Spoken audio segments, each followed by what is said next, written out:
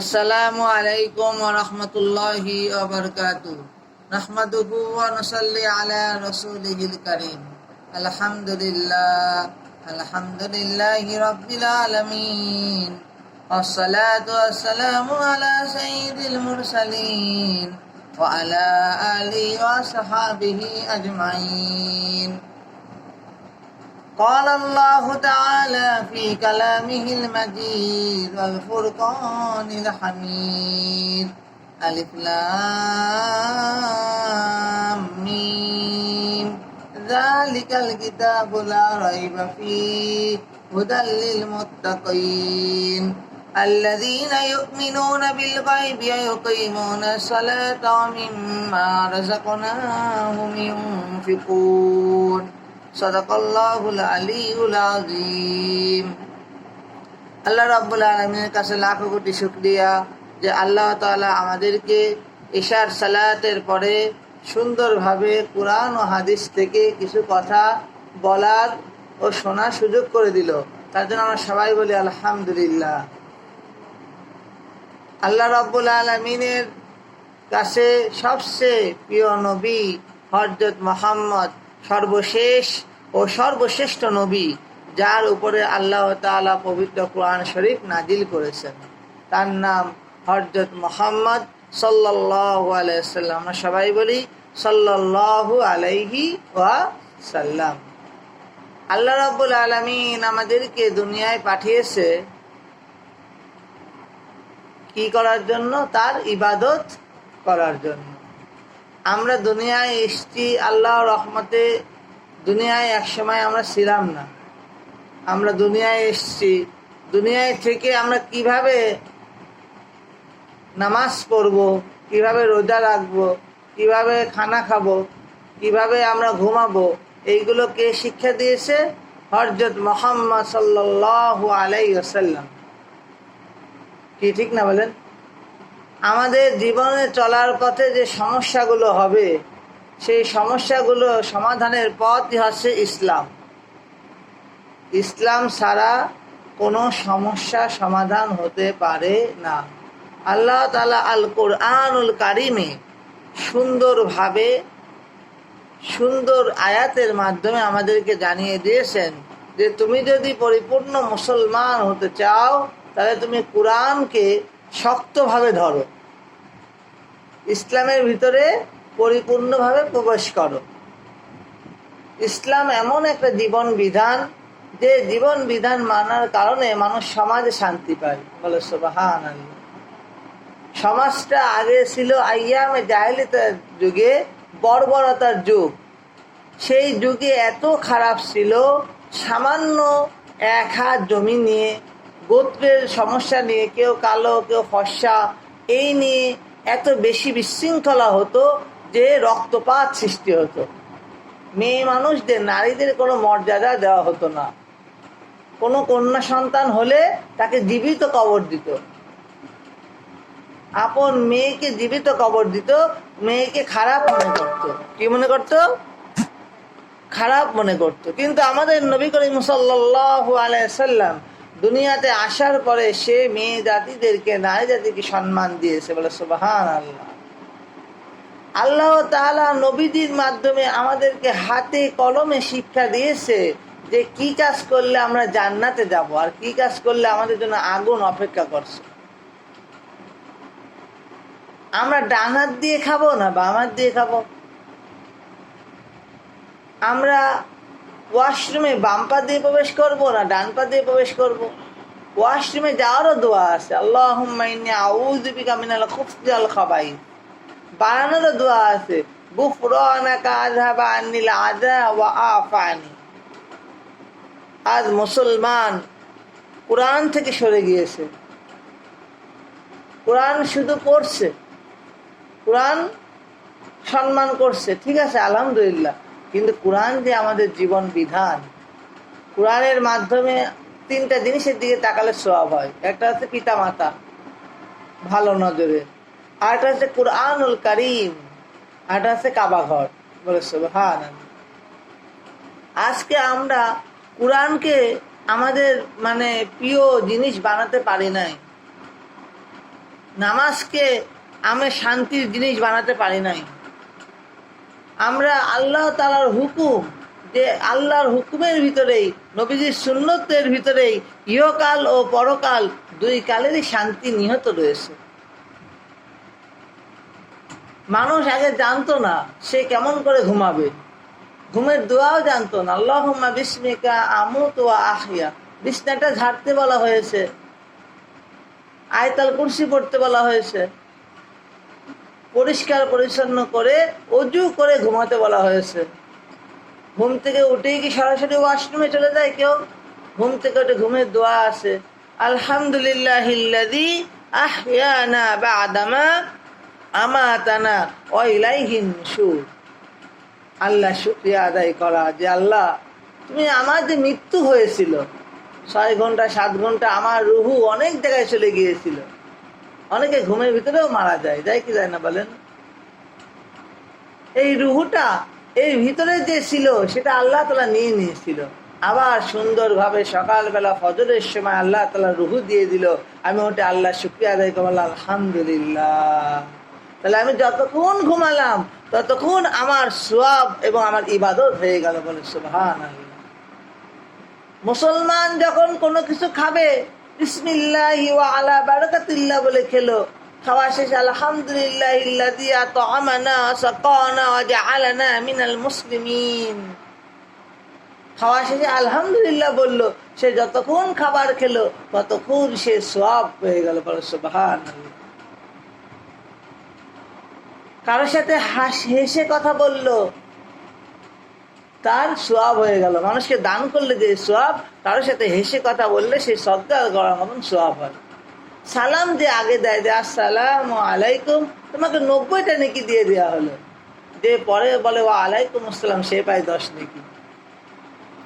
ঘরে প্রবেশের সময় সালাম দিয়ে ঢুকা, কেন ফেরেশতারাও ঘরে থাকে, শয়তান তখন কাঁদতে থাকে। শয়তান যে ঘরে ঢোকার সময় সালাম দিয়ে প্রবেশ করা হয়, সেই ঘরে শয়তান আর ঢুকতে পারে না। ইন্নাহু লাকুম আদুউম মুবিন, শয়তান হচ্ছে প্রকাশ্য শত্রু। শয়তান কি? শয়তান কোনো মানুষকে চায় না যে সে জান্নাতে যাক। সে আল্লাহর কাছে ওয়াদাবদ্ধ, সে সবসময় ঝগড়াঝাটি বাঁধাতে চায়, অলসতা নিয়ে আসে। এখন নামাজ পড়া দরকার নাই, তুমি একটু পরে পড়ো। এই পরে পড়তে যে আর রক্ত শেষ। এখন কোরআন শরীফ পড়ো না, একটু গেমসটা খেলে নাও, একটু নাটকটা দেখে নাও, একটু অ্যাসাইনমেন্টটা তৈরি করে নাও। কিন্তু কোরআন শরীফ পড়ার টাইম নেই, নামাজ পড়ার টাইম নেই। তাহলে মুসলমান আজকে দুনিয়াতে সব কিছু করতেছে, একটা নির্দিষ্ট টাইমে সে করতেছে। সে স্কুলে যাচ্ছে, কলেজে যাচ্ছে, ইউনিভার্সিটিতে যাচ্ছে, কিন্তু সে মুসলমান যে সে মারা যাবে, সেই কবরে কি নিয়ে যাবে? পিতামাতার দোয়া যদি সন্তান না পায়, শিক্ষকের দোয়া যদি সন্তান না পায়, সেই সন্তান কোনো সময় সাকসেস হয় না। মার সাথে খারাপ ব্যবহার করছে, বাপের সাথে খারাপ ব্যবহার করছে, নিজের শরীরের প্রতি তার কোনো যত্ন নাই।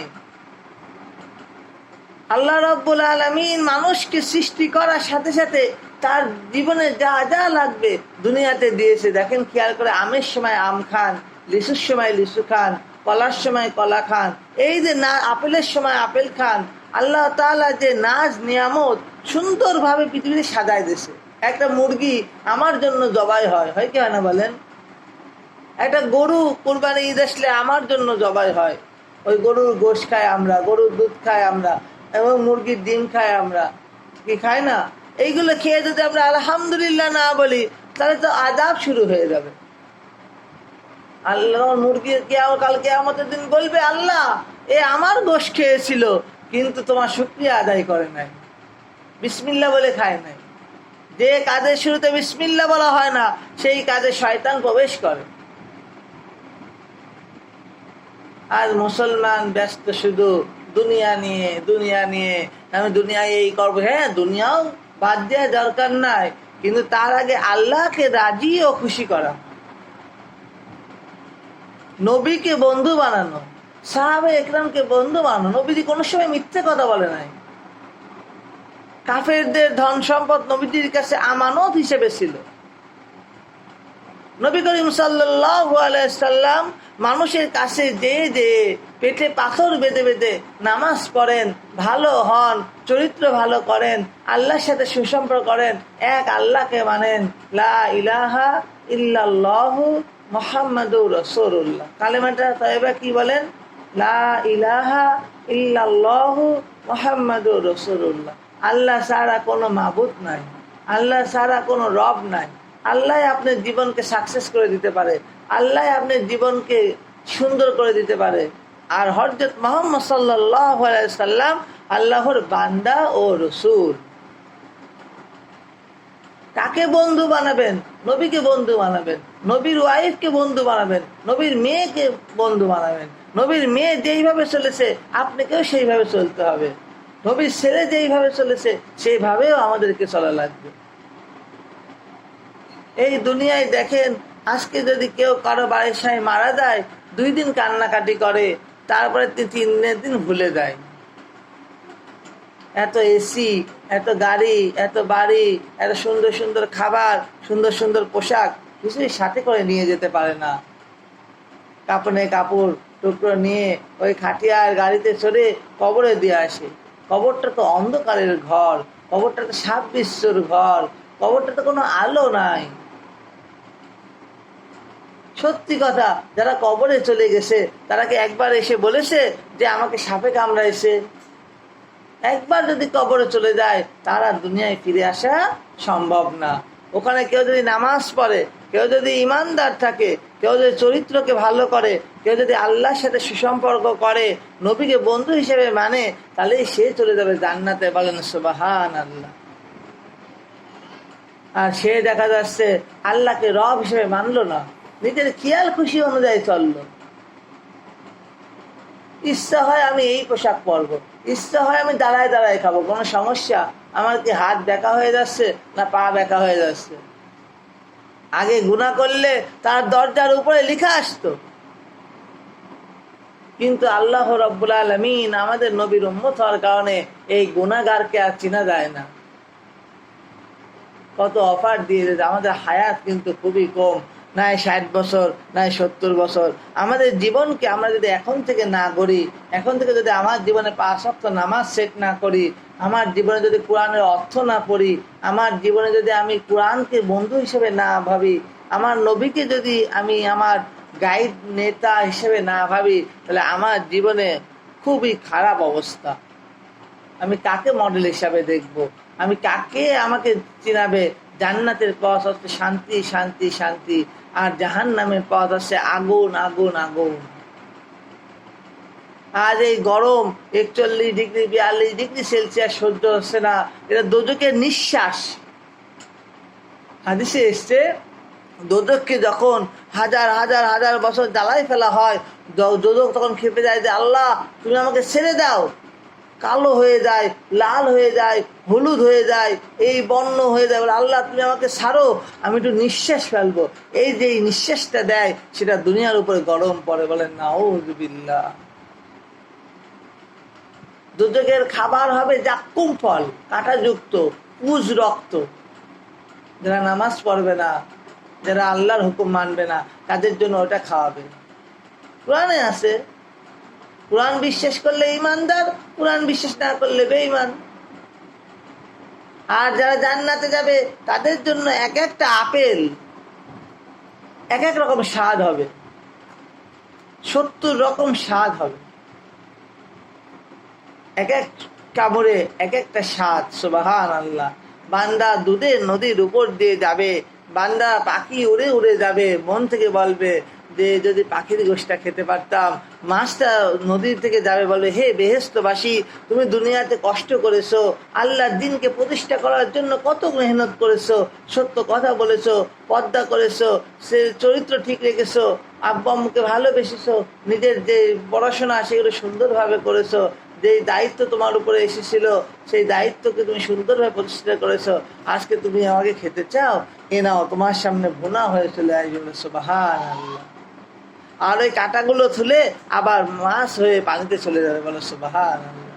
এগুলো কোনো গল্প কাহিনী না, এইগুলো আছে আল্লাহর পক্ষ থেকে আছে নিয়ামত। আল্লাহ তাআলা তুমি দুনিয়াতে অনেক কষ্ট করেছো, রোজা রেখেছো, মন চেয়েছে জুস খেতে, মন চেয়েছে 2 গ্লাস পানি একাই খেয়ে নি, এত গরম, কিন্তু কার ভয়ে খাওনি? আল্লাহর। কার ভয়ে খাইনি আমরা? আল্লাহর ভয়ে। গুনাহ করলে 4টা জিনিস সাক্ষী দেবে।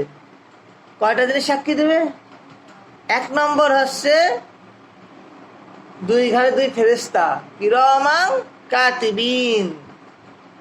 2 নম্বর হচ্ছে আমার জমিন, যেই জমিনের উপরে আমি গুনাহ করলাম, যেই জায়গাটায় আমি গুনাহ করলাম। 3 নম্বর হচ্ছে আমার আমল নামা, ফেরেশতারা লিখছে না সকাল থেকে রাত পর্যন্ত কি করছি না করছি। আর 4 নম্বর হচ্ছে আমার অঙ্গ প্রত্যঙ্গ, আমার মুখকে বন্ধ করে দেয়া হবে, আমার হাত কথা বলবে, পা কথা বলবে, চোখ কথা বলবে, অঙ্গ প্রত্যঙ্গ কথা বলবে যে আমি এমন টাইমে এমন সময় গুনাহ করেছি।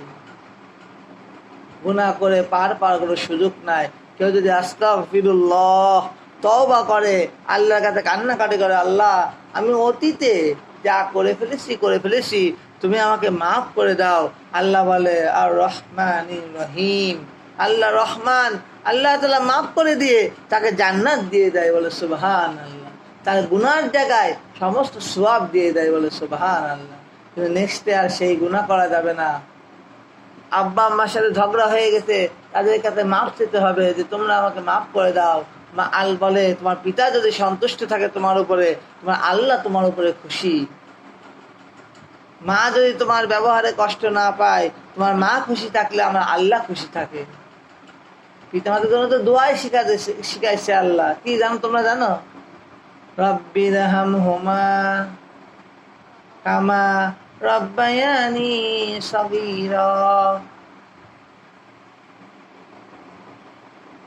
আমার পিতামাতা দেখো কত কষ্ট করে এই গরমের ভিতরে রাত্রে না ঘুমায় ডিউটি দিয়ে আমাদের জন্য কত কষ্ট করে আমাদের জন্য খাবার নিয়ে আসছে।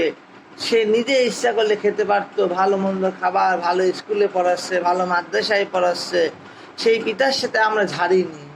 আমাদের মা কত কষ্ট করে আমাদের জন্য নিজে না ঘুমায় আমাদের স্কুলে নিয়ে যায়, মাদ্রাসায় নিয়ে যায়, আবার নিয়ে আসে রোদের ভিতরে কষ্টে করে নিজের সুস্থ অসুস্থ শরীর নিয়ে।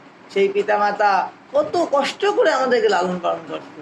তার জন্য আল্লাহ বলছে তোমার পিতা মাতার প্রতি তুমি ভালো ব্যবহার করো, তোমার নিজের শরীরের প্রতি যত্নশীল হও। কি কাজ করলে জান্নাতে যাবা? তুমি শোনো, নামাজ পড়ো, রোজা রাখো, ইবাদত করো, সত্য কথা বলো, চরিত্রকে ভালো রাখো, মুখ দিয়ে ফাহিশা কথাবার্তা বলো না, চোখ দিয়ে খারাপ জিনিস দেখো না, হাত দিয়ে খারাপ জিনিস ধরো না, পা দিয়ে খারাপ জায়গায় যেও না। তোমার সব কিছু যখন পবিত্র থাকবে, তোমার দিল ও মন যখন পবিত্র থাকবে, তখন আমরা সবাই একসাথে জান্নাতে চলে যাবো, বলো সুবহানাল্লাহ। আর যখন আমাদের এর হিতের বিপরীত হবে, যে আমরা যখন হাত দিয়ে অন্যায় করব, চোখ দিয়ে অন্যায় করব, পা দিয়ে অন্যায় কাজে যাব, তখন আল্লাহ তাআলা এই জমিনের উপরে আমাদেরকে আর রাখবে না। আমাদের উপরে গজব চলে আসবে, আমাদের ভিতরে বিভিন্ন অসুখ বিসুখ দেখা দেবে, আমাদের মহামারী দেখা দেবে। কয়েকদিন আগেই আমরা করোনা ভাইরাস থেকে উঠলাম না? তখন করোনা ভাইরাস থেকে বাঁচার দোয়া, আল্লাহুম্মা ইন্নী আউযু বিকা মিনাল বারাসি আল খুবুসি, আল্লাহুম্মা ইন্নী আউযু বিকা মিনাল বারাসি ওয়াল জুনুনি ওয়াল জুযামি সাইয়িল আসকাম। একটা হাসি, একটা কাশির মাধ্যমে একটা রোগ ছড়ায় যাচ্ছে, হাজার হাজার কোটি কোটি মানুষ মারা গেছে। তাই আল্লাহর কাছে অবসর টাইমে এবং শুরু টাইমে, যে কোনো টাইমে কেঁদে কেঁদে আল্লাহর কাছে মাফ চেতে হবে। আল্লাহ আপনি আমাদেরকে মাফ করুন, আমাদের উপর রহম করুন, আমাদের উপর শান্তি দেন। কি কথা বলেন? আল্লাহকেই যখন রব হিসেবে মানবেন, নবীকে যখন বন্ধু হিসেবে মানবেন, নবীকে যখন মডেল হিসেবে মানবেন, নবীকে যখন আপনি নেতা হিসেবে মানবেন, তাহলে আপনার জীবন হয়ে যাবে সুন্দর, সাকসেস। আপনি জান্নাতে সবুজ পাখি হয়ে উড়ে বেড়াবেন, বলেন সুবহানাল্লাহ। আর আগুনে পোড়াও লাগবে না, কাঁটাযুক্ত খাবারও খাওয়া লাগবে না, পুজ রক্তও খাওয়া লাগবে না। খালি শান্তি আর শান্তি, শান্তি আর শান্তি। ওই সময় নামাজ পড়াও লাগবে না, রোজা রাখাও লাগবে না, শুধু জান্নাতে ঘুরে বেড়াবেন। এই দেশ মানে এই জান্নাত থেকে ওই জান্নাত, ওই জান্নাত থেকে ওই জান্নাত, সব ফেরেশতারা আপনাকে নিয়ে দেখাবে। আপনি দুনিয়াতে একটা বাড়িরও মালিক হননি, গাড়িরও মালিক হননি, কিন্তু আপনি নামাজ পড়েছেন, পর্দা করেছেন, আল্লাহকে খুশি করার জন্য গরম লেগেছে, তারপরেও আপনি কি রোজা থাকার পরেও পানি পান করেন নাই, ইফতারের জন্য অপেক্ষা করেছেন। আল্লাহ রাব্বুল আলামিন আমাদের এই সংক্ষিপ্ত টাইমে সুন্দরভাবে যে কথাগুলো বলার তৌফিক দান করলেন, তার জন্য মাবুদের দরবারে আলহামদুলিল্লাহ। কাছে এবং দূরে যারা কষ্ট করে শুনলেন তাদেরকে অনেক ধন্যবাদ। আল্লাহ তাআলা যেন আমাদের ইহকালে মান সম্মানের সহিত রাখে এবং পরকালে জান্নাতে যারা তৌফিক দান করে। এই বলে আজকের প্রোগ্রাম এখানে শেষ করছি। আসসালামু আলাইকুম ওয়া রাহমাতুল্লাহি ওয়া বারাকাতুহু।